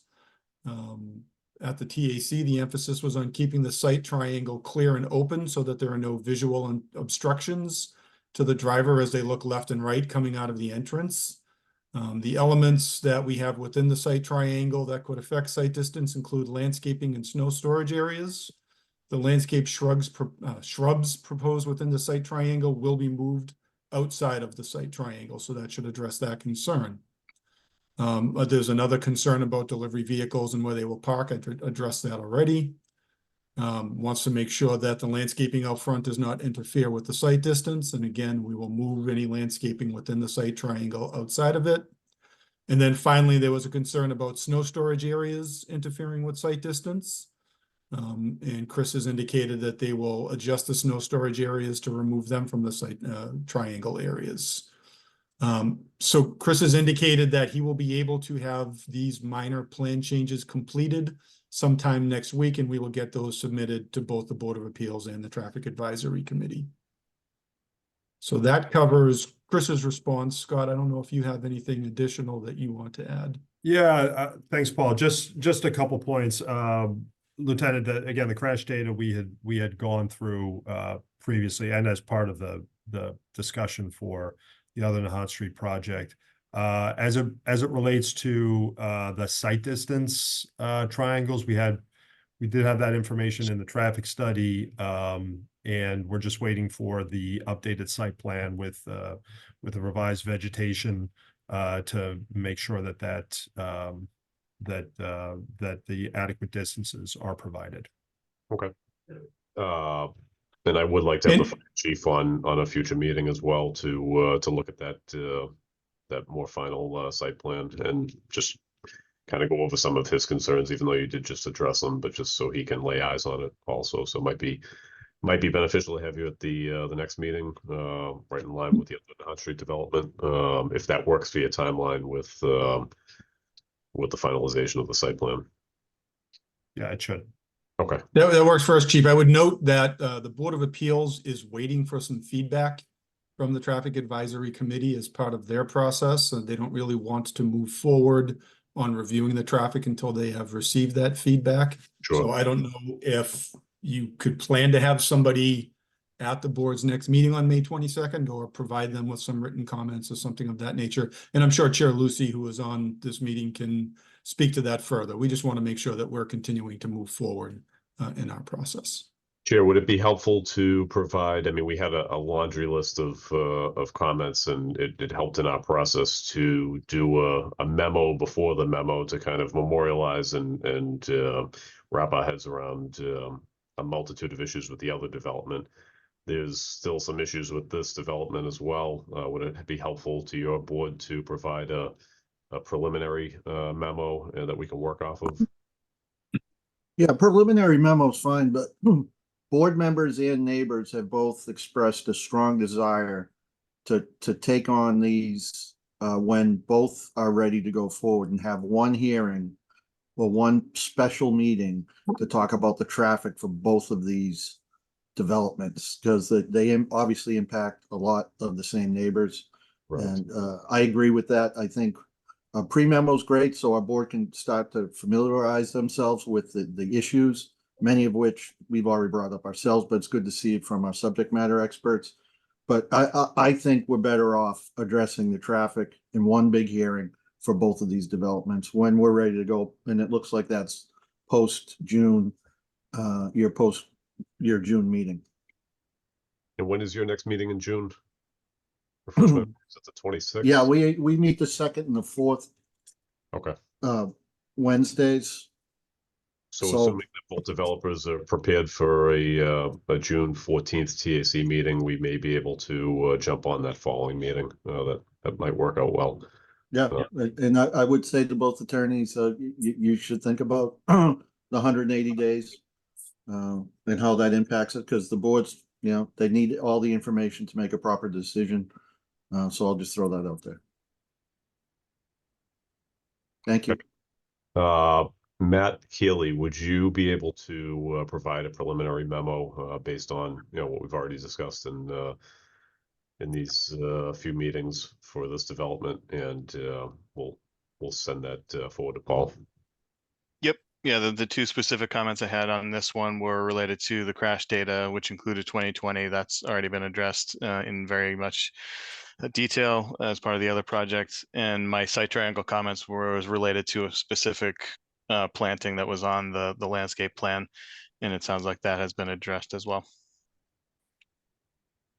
Okay. Thank you. Bill, any comments for now, or? I think we're just waiting on the architecturals on the spacing of those columns. That was my big comment, and it looks like they're working on it. So I think this one seems to be a lot closer, to be honest with you. Okay, any other comments from members of TAC on this agenda item?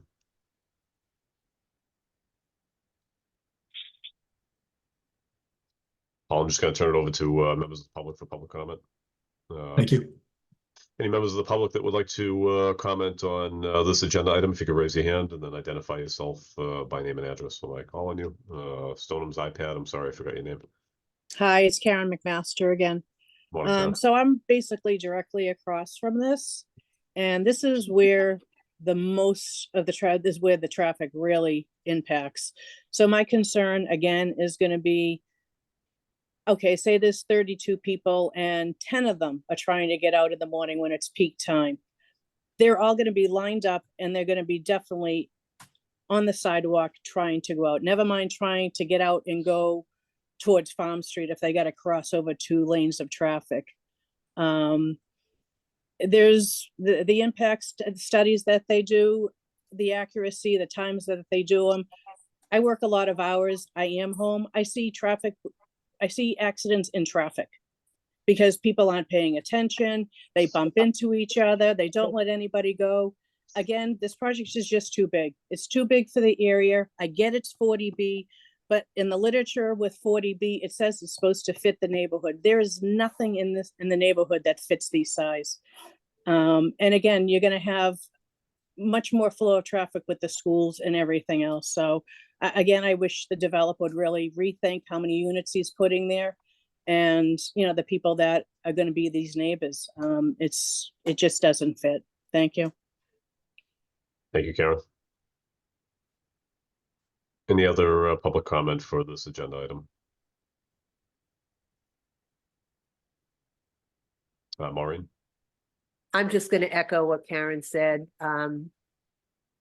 Yeah, where she lives, it's tough. I mean, it's closer to Main Street, and I feel sorry for anyone living in that general area to get in and out of their houses, you know, to back into Nahant Street. Every time I see someone doing it, I'm afraid for them that somebody's going to get hit. I don't know what can be done to alleviate that problem, but that's a tough area. It's going to be tough getting out of 100, but I think the 32 Nahant is going to even be worse. There's a lot of traffic back up at that area. It's very close to Main Street. That's pretty much all I have to say about that. But thank you. Thank you, Maureen. And Matt, in that initial preliminary memo, if you could just note the queuing concern, which I know you will anyway, but you know, in the previous meeting, I just happened to pull up Google Maps, and you know, whatever day they were there in time, there was significant queuing just in that image alone. So it is a concern, and the strain on, in my opinion, an already failing or close to failing signalized intersection. You know, it's tough. It's definitely it's a tough area at peak hours. So if you could note that in there for the developer and the ZBA to consider. Will do. Yeah, I think we also talked about like a do not block the exit, you know, signage and box maybe. Didn't we talk about that a couple of meetings ago? Yep. Yeah, Sure. so just make sure that's in there too. I'm not sure if that was added to the plan set or not. We'll check. Thank you. All right, Paul, I'll turn it over to you for final comments, and we'll prepare a preliminary memo and move forward for, you know, a target date of the second Friday in June, and we'll be in touch. Thank you, Lieutenant. We will definitely put it on our agenda to be there for the June 14th meeting and be prepared to discuss this with the traffic advisory at that meeting and then at the subsequent Board of Appeals meeting. Excellent. Thank you. All right, thank you all. Thank you very much. Have a good weekend. Thanks, Scott. Take care. Bye. All right, item number 7, sign enhancement requests. This is something that Bill Renault and I have been working on. I think his office and my office have received over the last few years a number of requests for enhancements to pedestrian crossings. We heard some mentioned here today with the Nahant Street developments. Everybody, Bill wants a flashing sign, and there's a time and a place for a flashing sign, and too many flashing signs in town become white noise. And I think you as a traffic engineer would know best that signs need to be there for a purpose, to grab a motorist's attention, not just a sign placed everywhere because they just become ignored. And I think there's streets in town where flashing signs may be helpful, and we want them to really alert motorists to something that they may not otherwise be paying attention to. Some other streets in town, I think the high-vis pedestrian crossing signs are adequate, and the traffic volume is far different. The visibility is far different, and the speeds are very different. So there are streets in town like Montrose Ave, for instance. The town recently installed some rapid flashing beacons to enhance the crosswalk installations there. I think that was a good use. But there are some roads where it's just not a need for it. I know people want to have them. I get it. It's their neighborhood, and they want to have the most they can for their neighborhood. But there's a cost involved with these signs. There's a maintenance cost. There's an initial upfront cost, and again, there's studies that show that too many flashing signs become white noise. Drivers don't pay attention to them. That's the opposite of what we want to have. So a couple that are on our radar right now. One is Joe Conway. You had some conversation with a resident about pedestrian crossing by St. Joe's on Albion Street. I think that would be a good place for a rapid flashing beacon for the crosswalk there. There's a lot of traffic there, a lot of volume. It's a pedestrian generator with a commuter rail, the school, and the middle school as well. So I think that's something that we should definitely look into. If we have that available to us, we should probably install one there. I also put in a request a little while back, and I hope we can get one installed for the newer crosswalk on Farm Street, just south of Hemlock Road. I think that that might be a temporary one because in the future we're going to have 2 roundabouts there with enhanced crosswalks and the like. So I think temporarily that would be a good one.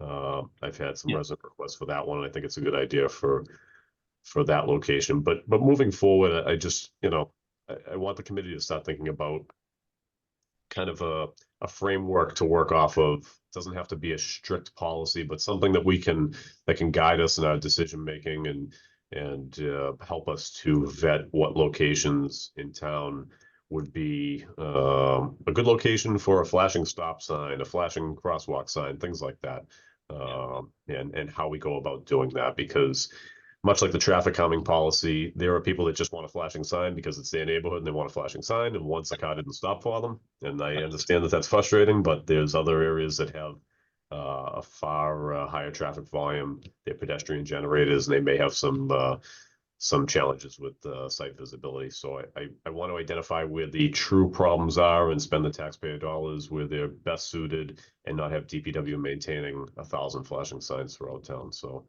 I'm in agreement on all of that. And I think the idea of makes a ton of sense, Joe, honestly, just to kind of have a general idea, and kind of parameters of where we install them. I mean, obviously there's case by case, and it's a policy. Sure. It's the be all end all, but at least something to kind of get a framework together. I mean, maybe Matt and I can take a stab at that, if that makes sense. Yeah, maybe if you guys could do like a little working group outside and offline, and kind of come back with us in a future meeting with some type of framework. And again, just like our traffic calming policy, this isn't to prevent town council or anybody else in town from bringing forward a concern and having us say, you know what, this is you know, unique circumstance, yeah, let's put one there. You know, we certainly don't want to do that, but we do want to be able to vet these requests and put them where they make the most sense and spend the taxpayer dollars wisely and have DPW's time and effort, you know, better suited to where we need them in town. Mr. Mayo, you have your hand raised. Good morning. Thank you. Good morning. Thank you, LT. Are these the ones, and I may have missed the explanation. So you press the button to make them flash? Is that the deal? So Exactly. pedestrian has to actually, okay, good, because I know that's the that would be the preference of council members that I've talked to in the past. And mine too, because Solar powered too, solar powered. Yeah, they're usually solar powered. There are some, Dan, that are, you know, like by the schools that they have an electric backup as well, you know, where they're utilized, you know, more frequently as to not be out of solar power at any given point, which can sometimes happen if you get a stretch of bad weather or the winter, but most of them are solar powered. So that's my point number one. My point number two, as we think about a policy for these, I'd love to see if we can set it up that we don't necessarily need to go to the town council for every single area that we want to do them in. So let's think about that. If we can make that part of the policy, get the town council to accept it. And that way that might be quick. We can get them up quicker. You know what I mean? Sure. Definitely. So It makes sense to me. that would be probably preferable. Some of these enhancing signs that are already in place that have already been approved. So I agree. I think it would streamline those requests. Right. Yeah, it's not a regulatory thing, right? I mean, realistically, it's just a notification. You're supposed to stop the crosswalks anyway. So, you know, I don't think they necessarily would have gone there per se. Yeah, but I think it makes sense. Yeah. Okay. Thank you very much. Lieutenant, if we could paint all our signs in Wakefield green and white, I'm sure they'd show up because my wife can spot a Dollar Tree store a quarter mile away. Thanks, So Bill and Matt, if you could work on that. Hey, the problem with that is our colors are red and white or red and gray, Dan. You know? Joe, is that going to make it into the minutes for this meeting?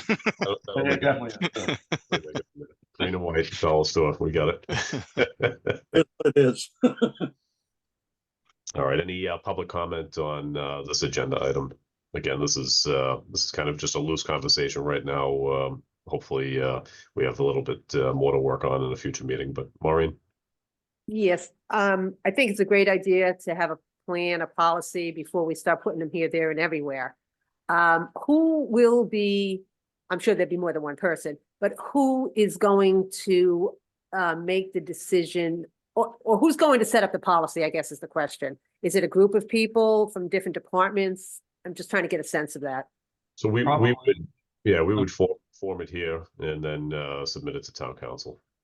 I'm sorry, I didn't catch what you said, Lieutenant. We would form it here in traffic advisory and then submit it to town council, and then they would have to approve it at a public meeting on that end, much like we did with the traffic calming policy. Okay. So it would have to eventually go to town meeting? Nope, town council. Town council, I apologize. Yeah, I was gonna say, like, that takes forever. Okay, so it's through you or through the traffic advisory committee, and then town council would have to yay or nay it? Correct. Okay, and how any idea of like what time frame we're looking at for something, for a policy to be developed? I don't know. I mean, this isn't too involved like the traffic. One took a little bit, but that had a lot involved. I would say maybe within the next couple of meetings, we could get it off to town council, depending on how busy Matt and Bill are. Yeah, it's pretty straightforward. And Joe, your description was perfect. I could read you right now the guidance from Federal Highway. It says agencies should reserve the use of RRFBs for locations with significant pedestrian safety issues, as overuse of RRFB treatments may diminish their effectiveness. You know, it's relatively clear guidance coming from Federal Highway. So I think, you know, we can develop a policy around that and deal with things on a case-by-case basis. Yeah, I think there's a couple of towns that have them too, Matt, honestly, already out there. So yeah, that would be interesting to look at, Bill. Thanks. Yeah, I know Melrose has them. I've seen them, one in a residential area, but they must have issues there. Sure. There doesn't appear to be that many, so they clearly have cherry picked the spots that really need them. Right, and there may be some residential areas that really do need it for whatever reason, you know, and I don't want to, I want to make sure that we identify where they're needed, no matter what type of street it is, you know. No, I definitely agree with you, Lieutenant, on that. All right, any other public comment on this agenda item? And Bill and Matt, I appreciate you taking the lead on this one. Can I ask one more question, Lieutenant? Sure. I think you know that I'm a part of the Safe Streets Working Group. And I know there's a couple of other people on here that are also part of that group. Is there any, as we move forward, would we be able to give any input on, you know, where they're placed and maybe the policies? I realize we're not town employees, but I'm just curious. Sure, we could definitely include you in that process. Okay, thank you very much. All right, if there's nothing else on item number 7, we'll move on to item number 8, and this is just a little information on Mass DOT's Interstate 95 improvement project with some lane additions in the Reading stretch coming up to Wakefield. Bill, you want to give us a quick briefing on that? I think we have info session. Yep. Let me pull up I got a quick little slide I can throw up. If I can find it. Give me one second.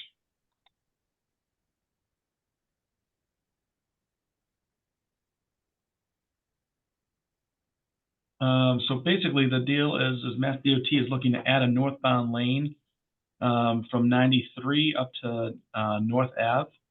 The idea is to give them a little bit more room with the weave section kind of by Stoneham, where you're kind of coming on from 93.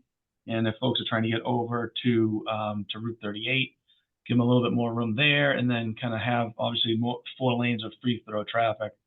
All the work stays within the right of way, which is their right of way, which is great. This is a kind of a fairly small project on their side. They're just essentially adding a lane and kind of shifting things over a little bit. And we have a public meeting next Wednesday where they'll go into a lot more detail on it in depth. But basically that's the project in a nutshell. You know, this has a lot of vetting still needed. So this is kind of the first kickoff of this project. It's not anything that's imminent. I think right now they're on the 2028 tip or maybe the 2030 or something to that effect. So because it is fairly small, I want to say it's only it's under $10 million.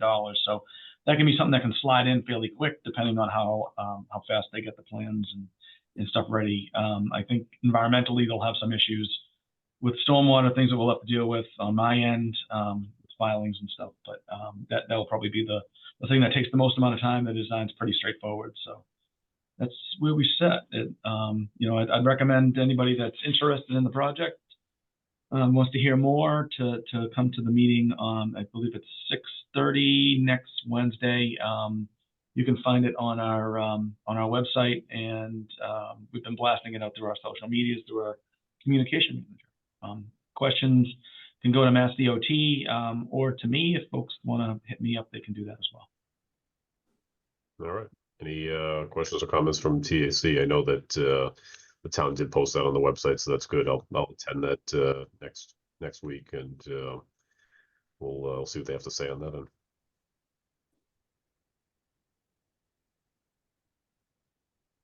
All right. Item number 9, the approval of the meeting minutes from the April 5th, 2024 meeting. Do I have a motion for that? Moved by Steve Mayo. I'll second it. Second by Bill Renault. All in favor? Aye. Aye. And Matt, I did get your edits to it, so I'll make sure that those are in there. Great. Any items not anticipated for the agenda that any members of TAC have for us? Joe, I got one, small one. Yeah. I'm just putting it out there. Our highway group reached out. Well, they engaged with me on something that they're experiencing downtown at night, related to street sweeping. So we found that in a couple areas on Water Street, Albion Street, and even downtown in the square now. We're finding that cars have been beached out there overnight. And what they're telling me is that they have to go around them, and they're missing the gutter in certain sections, which then is triggering somebody to go out the next morning by hand. I've asked them what, their needs are and what their suggestion is going to be, but they may be coming to have a conversation on potentially seeing if we can limit some of the overnight parking to a night or two a week, so that they can get done what they have to do the most efficient way that they can. So I'm just leaving that out there for everybody to chew on. It's something that we'll probably be revisiting at some point in time in June or July, whenever they put together everything and make it more formal to me. No, that makes sense. You see a lot of cities and towns that have, you know, the second Tuesday of every month, no parking because they're street sweeping overnight. And I think that, you know, we do have a pretty generous, you know, you can pretty much park on most streets in town most times, right? With the exception of the downtown area. Overnight parking isn't restricted.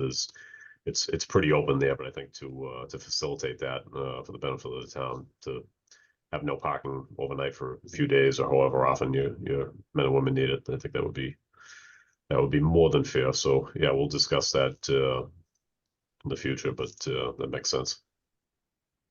Definitely makes sense. Joe, do you think we can get that flashing sign for the Farm Street temporarily? I think we can get that installed along with the Albion Street one. I think those two, if you have that in your budget that you could maybe do. Probably. I don't know what the lead time is. The only thing I would ask with the Albion Street one, so we're gonna assume it'd be in the crosswalk that's existing there at the corner of Foundry Street. Yeah. Yeah, I don't think that should be an issue. I'll have to I just really quick would probably measure the panels on Albion Street to make sure we have the ADA width behind it. But I'll see what that is. I don't think those are something that take a super long time to come in. So Joe, I think we'll use the ones that are more like a sign. They're actually like a sign rather than a like an actual post and whatnot. Yeah, like the ones that they put up on Montrose Ave. On Montrose, yeah, like Right. Montrose. It'd be fantastic. Yeah. So yeah, I got a couple of them. That location, and then what's the other location? Oh, we also have to do it by Nacella Playground, and Okay. that was something that was discussed, and we got funding for it to install there from the developer that's building on the corner there. Yeah, while school's still in session, if we could get that out there, depending on the lead time, that'd be great. Try to get some benefit out of it. And again, in the future, we're going to have, you know, that Farm Street is going to look completely different and hopefully for the better. I definitely agree. It'll be a little safer there for everyone. Okay.